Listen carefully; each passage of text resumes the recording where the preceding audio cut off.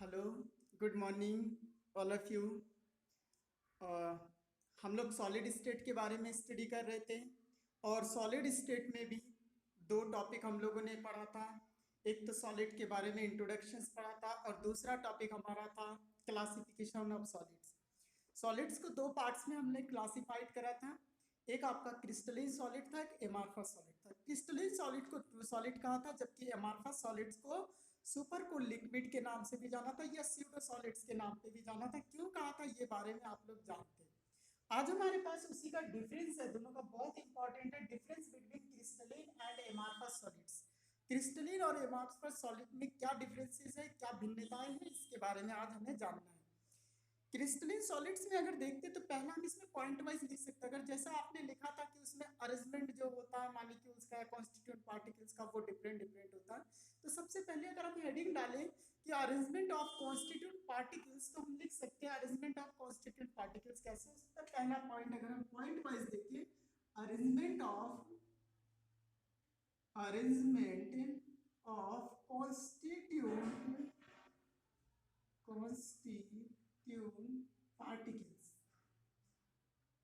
constituent particles, यानी जिससे मिल करके हमारा सॉलिड बना होता है उसका अरेंजमेंट कैसा होता है।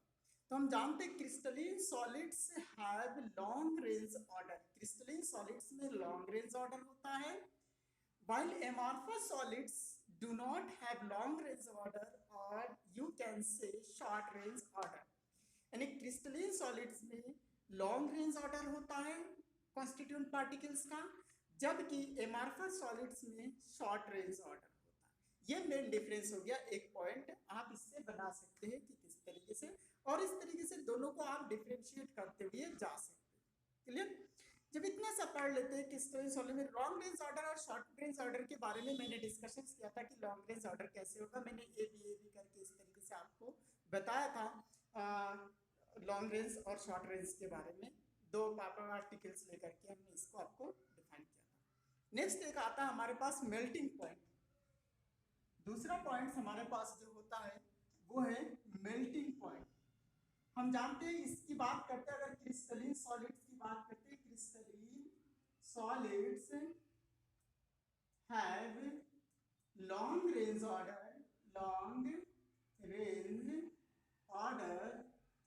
while amorphous solids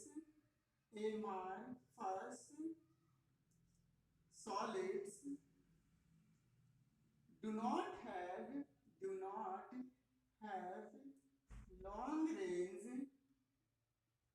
long range order, or you can say it have, या amorphous solids have short range order, बात समझ पा रहे। दो तरीके से कह सकते हैं, crystalline solids long range order होता है कॉन्स्टिट्यूट पार्टिकल्स का, जबकि एमार्फस सॉलिड्स में लॉन्ग रेंज ऑर्डर नहीं होता, या कह सकते हैं कि इसमें शॉर्ट रेंज ऑर्डर होता है। तो इस तरीके से हम क्या कर सकते हैं, इन दोनों को कॉन्स्टिट्यूएंट पार्टिकल्स के अरेंजमेंट के अकॉर्डिंग डिफरेंशिएट कर सकते हैं। जब इतना सा पढ़ लेते हैं, देन हमारे पास आता है मेल्टिंग पॉइंट। दोनों के मेल्टिंग पॉइंट के बारे में डिस्कशंस करेंगे। जब मेल्टिंग पॉइंट के बारे में डिस्कशंस करते हैं तो हमने पहले ही कहा था the crystalline solids have sharp melting point, while amorphous solids do not have sharp melting points। Okay, इसमें आप लिख सकते हैं crystalline solids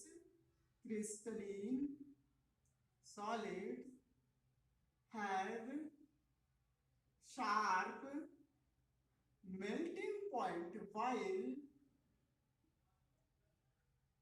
point, while amorphous solid do not have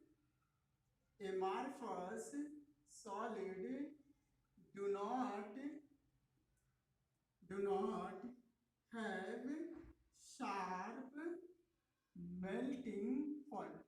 sharp melting point आपके इसमें एमार्फस में नहीं हो सकता। On heating they first undergo soften and thus melt over a range of temperature।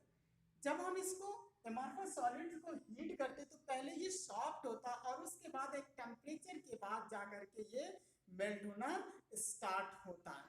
Okay, melt होने के बाद सॉलिड कैन बी मोल्डेड, इसको हम क्या कर सकते हैं, मोल्डेड कर सकते हैं, और कूल करके फिर इसको जिस साँचे में चाहिए, जैसे आपके डाइस में चाहिए वैसे इसका शेप बना सकते हैं। तो हम कह सकते हैं after melting amorphous solids can be moulded and blown into various shape and blown into various shape, different types के शेप में आप इसको चेंज कर सकते हैं। ये इसकी एमार्फस सॉलिड्स की खूबी होती है। ठीक है, एक चीज हमेशा याद रखना होगा कि एमार्फस सॉलिड्स को अगर लॉन्ग टाइम हम हीट करते हैं और हीट करने के बाद अगर इसको धीरे धीरे कूल करते हैं तो कूल करने के बाद ये क्रिस्टलाइजेशन हो जाता है, इसका ना क्रिस्टल में ये चेंज हो जाता है। अब ये बात कैसे समझ में आएगा क्रिस्टल होता है?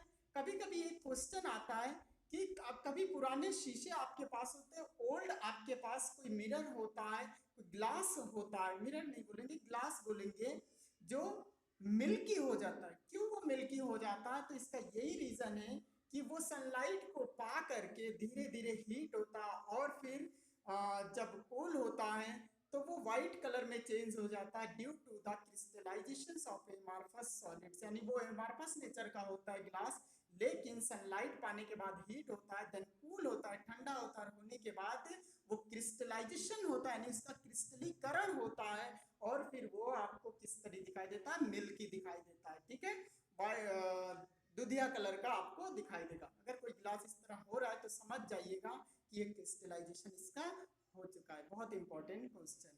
क्लियर? आइए नेक्स्ट, और एक इंपॉर्टेंट टॉपिक हमारे पास है isotropy and anisotropy. Okay, third number क्या है हमारे पास, isotropy and anisotropy. What is isotropy and anisotropy? Isotropy, isotropy and anisotropy. What is isotropy and anisotropy? ये आपका थर्ड नंबर है। Okay, iso means same, tropy means some physical properties. That means in isotropy, when we say isotropy, the some physical properties like refractive index, conductivity, thermal conductivity, electrical conductivity, thermal expansion, etc. are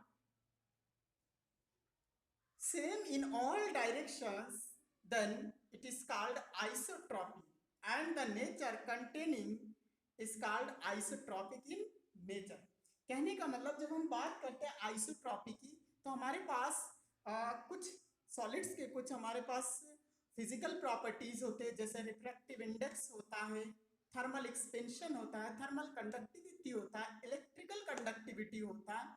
ये कुछ properties होते हैं किसी भी solids के या किसी liquid के या किसी आपके गैसियस स्टेट के। अगर सभी डायरेक्शन में एक सब्सटेंस है जिसके सभी डायरेक्शन में ये जितनी भी चीज हमने कहा फिजिकल प्रॉपर्टी, ये अगर सेम सेम होता है तो इसको आइसोट्रॉपी बोला जाता है। एनाइसोट्रॉपी का मतलब ये होता है ये जितने भी हमने प्रॉपर्टीज के बारे में डिस्कशन किया, ये आपके किसी भी सब्सटेंस में डिफरेंट डायरेक्शन में डिफरेंट डिफरेंट होता है। अब बात आती है कि इसमें से कौन सा आइसोट्रॉपी होगा, कौन सा एनाइसोट्रॉपी होगा।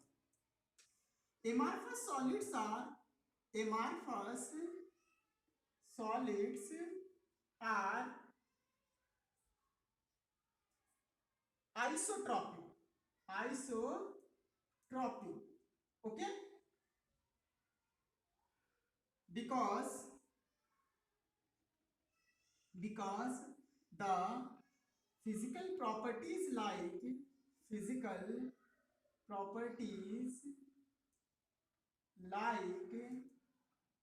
refractive index,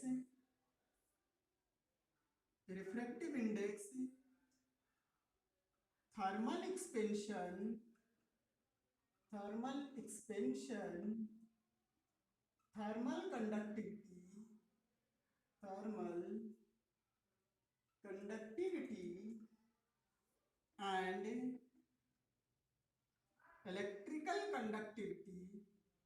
electrical conductivity are amorphous solids are isotropic because the physical properties like refractive index, thermal expansions, thermal conductivity and electrical conductivity are same in all direction, or are identical in all directions. Okay, so amorphous solids are isotropic in nature. कहने का मतलब isotropic nature होता है हमारा amorphous solids. amorphous solids isotropic होता है, क्यों होता है? क्योंकि इसके कुछ फिजिकल प्रॉपर्टीज जैसे रिफ्रैक्टिव इंडेक्स, थर्मल एक्सपेंशन या थर्मल कंडक्टिविटीज या इलेक्ट्रिकल कंडक्टिविटीज, ये सभी दिशाओं में, सभी डायरेक्शन में एक जैसा होता है, आइडेंटिकल होता है। यहाँ पे आपने लिखा एक जैसा होता है।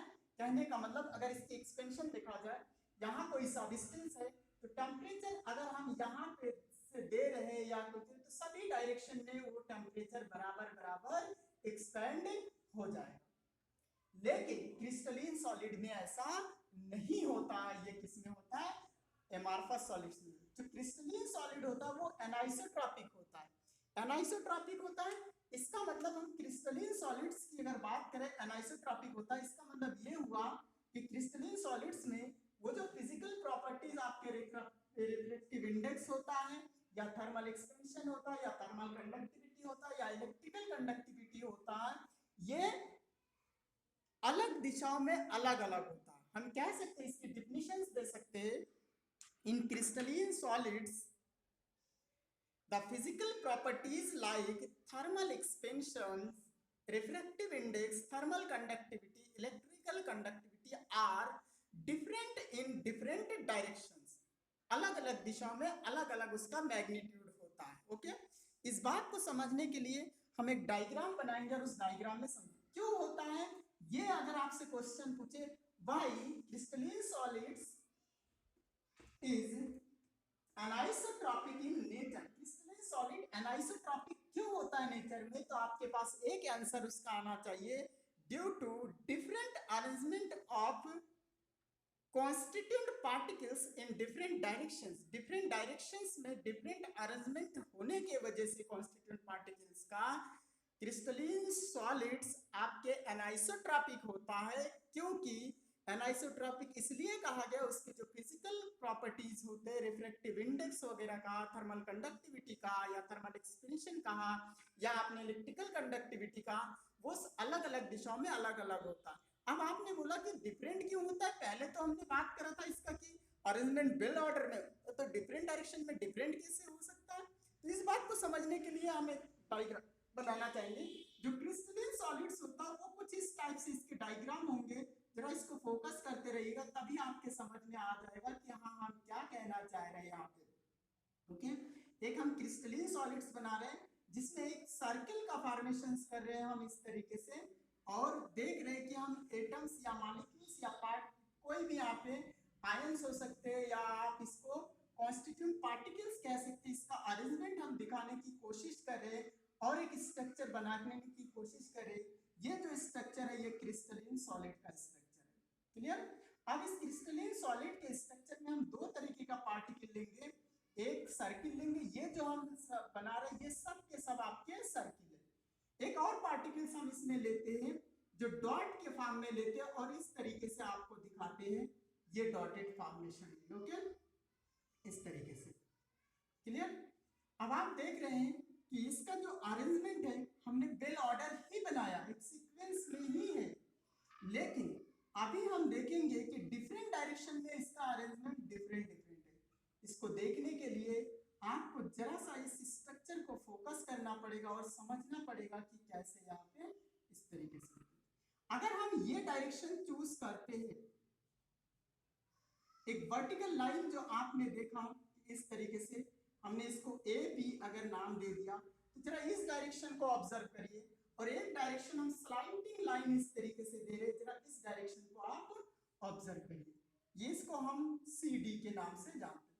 अब जरा सा ऑब्जर्व करिए आप, तो आप देखेंगे मैंने कहा था कि crystalline solids are anisotropic in nature because the physical properties mentions above, जो मैंने पहले बोल दिया है, are different in different directions. Due to this crystalline solids are anisotropic in nature because the arrangement of constituent particles are different in different direction. इस direction में देखेंगे तो आपको एक जैसे पार्टिकल्स इस डायरेक्शन में दिखाई देगा ए बी, लेकिन अगर जब आप सी डी अगर जो लाइन देख रहे हैं इसमें जो अरेंजमेंट है तो एक सर्किल है, एक डॉट है, एक सर्किल है, एक डॉट है, एक सर्किल है, एक डॉट है, इस डायरेक्शन में circle dot circle dot circle dot, इस तरीके से, यानी ये दो डिफरेंट डिफरेंट अरेंजमेंट एटम्स का, लेकिन इस डायरेक्शन में अरेंजमेंट क्या है, बिल्कुल एक ही जैसे आपके एटम्स इस एक यहाँ दिखाई देगा. यानी इस डायरेक्शन में अगर फिजिकल प्रॉपर्टी जैसे थर्मल कंडक्टिविटी या थर्मल एक्सपेंशन या इलेक्ट्रिकल कंडक्टिविटी या रिफ्रैक्टिव इंडेक्स अगर इस डायरेक्शन में उसका मैग्नीट्यूड कुछ और हो रहा है तो इस डायरेक्शन में कुछ और होगा. बात समझ पा रहे हैं? इसीलिए जो क्रिस्टलीन सॉलिड्स होता है, crystalline solids are anisotropic in nature, okay, because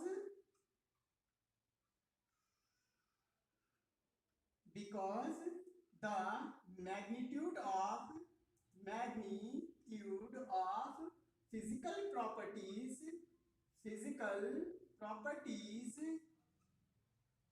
are different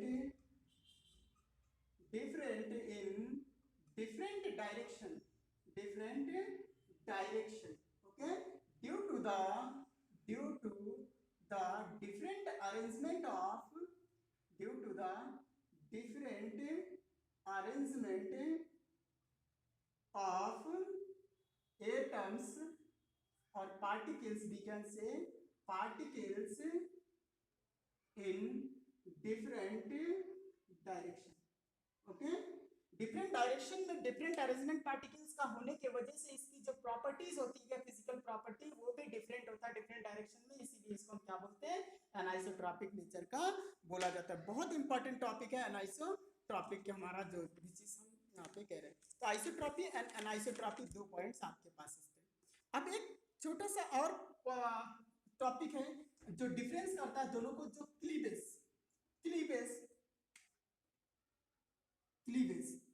What is cleavage? When crystalline solids are cut with knife, it gives sharp cut, while amorphous solids give roughly cut. That means अगर crystalline solids को अगर आप चाकू से knife से cut करते तो एक प्लेन में वो कट होता है, बहुत स्मूथली कट होता है, जबकि amorphous solid को अगर हम नाइफ से कट करना चाहे और काट रहे होते तो एक रफली कट देता है. रफली कट देने के लिए सपोज हमारे पास एक सॉलिड इस तरीके से है और ये सॉलिड्स हमारे पास एमार्फस सॉलिड्स है, जबकि 3 डायमेंशनल स्ट्रक्चर नहीं बननी चाहिए लेकिन मैंने यहाँ पे बना दिया, समझने की कोशिश की. अब कोई चीज है आप यहाँ से कट कर रहे तो अगर कट कर रहे तो ये एक रफ टाइप का कट लिख देगा इस तरीके से. इसका मतलब ये होगा इसका पोर्शन ये कट करके यहाँ पे गिरा, यही तो बात हुई इस तरीके से.